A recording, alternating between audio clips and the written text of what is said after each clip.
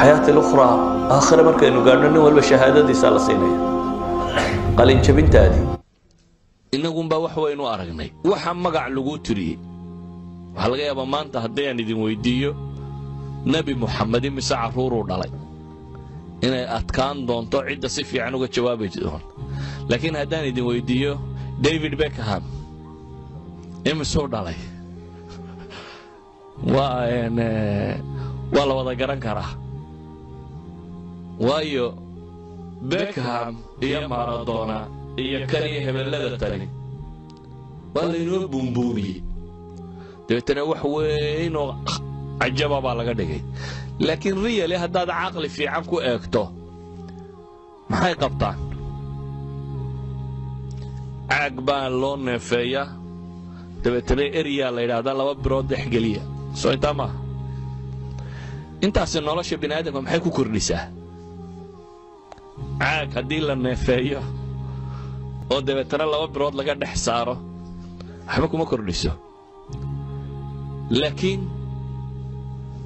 waxa loogu talagalay in qaabkan la inoo fakarsiyo waxa la yidhi ninka kani caaga la neefeeyay labada birood ee dhexeeyo 40 milyan oo dollar ku qaata $40 million ayuu ku qaata waxa jira Western Europe dhalinyarada waxa loogu talagalay in la mashquuliyo qofku markuu dhalinyaro yahay in la mashquuliyo qaab waxbarasho dheer in la geliyo 12 sanadooda oo asliyan ku salaysan in da'da intuu ka yariyo qofka si loo hay karo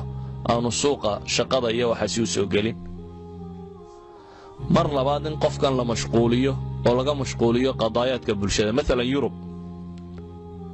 lixdanada wixii ka horeeyay dhalinyaradu khatar bay ku hayeen siyaasadka Yurub waxa bedeli jiray lixdanadii wixii ka horeeyay ardada jaamacaadka ku jira France oo kale 1968 kii ardadii jaamacaadku inqilaabadii waxay sameeyeen waxay qarka u gaadhay in mar laba thawra Faransiya dib loo inqilaabo waxay ahaan jireen shuuciyiintii hore dhulkii ugu tirada badnaa ee ka faa'iideysteen dhalinyaro joogay jaamacaadka iyo wixii ka hooseeyay laakiin dadkaasi si suuqa siyaasadda looga saaro waxa loo fakiray suuq cusub in loo sameeyo sport and music baa la geliyay qofka dhalinyarada waxa la yiraahdo caalamkan siyaasadani waxa ka bax caalamka la adigu leedahay caalamka aad leedahay waa maxay ama waa music damdamta dhageyso iyo dadka qaylinaya oo waliba waxay ku qaylinayaan xataa aanu jirin literature-ka hadii la eego dadkan qaylinaya oo dhamay cabaadaya wax ay ku hadlayaan ma jiro waa uun iska cabaad lagu daray music lagu daray iyo kuwa la yiri kubadda area kubaddu waxa laga yaabaa inaad isleedahay war Mustafa maanta ma sportigu doonayay inuu wax ka sheego ama uu caabayo qofka bini'aadamka ah inuu jirkiisa kala bixiyo oo dhisawa wax fiican caafimaadkiisa inuu ka shaqeeyo waa wax fiican waagay kubaddu wax caafimaad uu loo adeegsada ahayd hobby bay ahayd hobbyga maxaa la yiraahdaa qofku shaqo haystay waxana hobby ahaan buu sameey jiray ma jirin nin yiraahdaa kubad baan ka shaqeeyayo intaan soo kalaho lacag lagu siiyaa ma jirin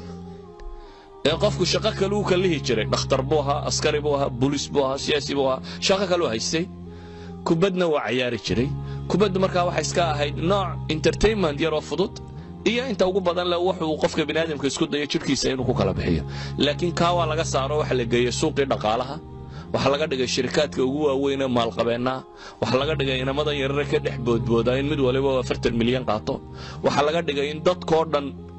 usbuuc dhan dunida oo dhamay TV-yada hor fadhida la yiraahdo koobkii dunida la ciyaaraya koobka dunida muxuu yahay